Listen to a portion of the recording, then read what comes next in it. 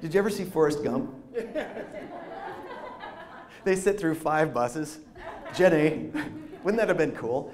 No, the real challenge with the bus stop was that, first of all, it was a very busy bus stop, a lot of traffic. I had a speaker and a microphone, and I'm speaking, and these buses are going by, and the exhaust is getting into my lungs, and I can feel my throat burning after the first paragraph. And of course I'm wondering what I'm doing there, but I can feel my throat burning, and I had to sing that night too, which was just crazy. And by the end of that evening, I think my voice was gone. My voice was completely gone. So how did people respond to the reading of the bus? Exactly how you think. Well, you know, I was uncomfortable with it to start. The reason that we did it, the reason to go to a bus stop and do this. How many of you have heard of a little free library? Have you heard of the little free libraries? Yeah. They're really popular in Seattle. What they are is it's like a little box that's shaped like a dollhouse or a spaceship or something, and they put it on a fence post and they fill it with books. And you can go and you can take a book and leave a book.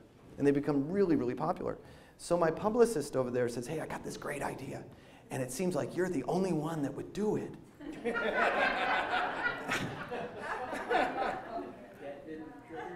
It triggered a lot. But I don't know. I'm a rock musician, and so I'm not afraid, you know.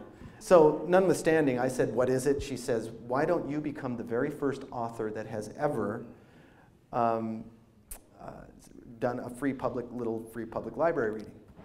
What does that entail? Well, you got to go to a bus stop, and nobody knows that you're coming, and you're going to look like a crazy person.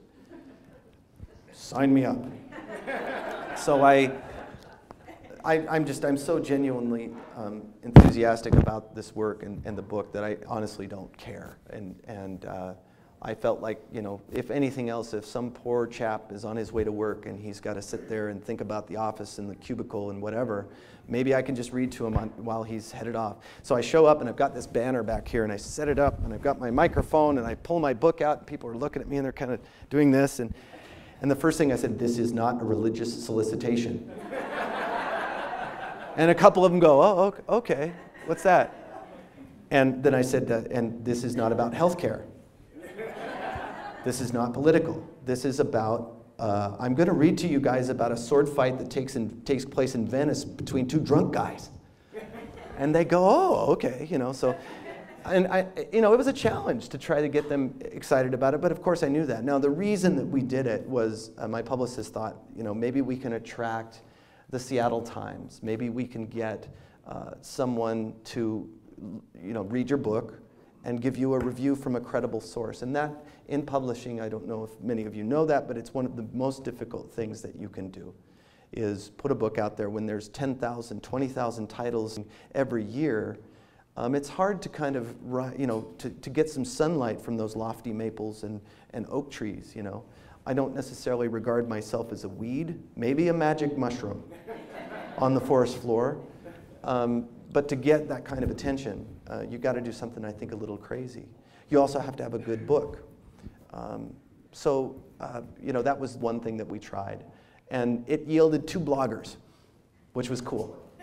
So we got something, right? And we got people talking about it. And I hope that all of you will go away from here tonight and blog and call your friends and share the news. I mean, that's really how you start a fire in this industry. If there are things about the book that you don't like, I don't care. I don't mean that.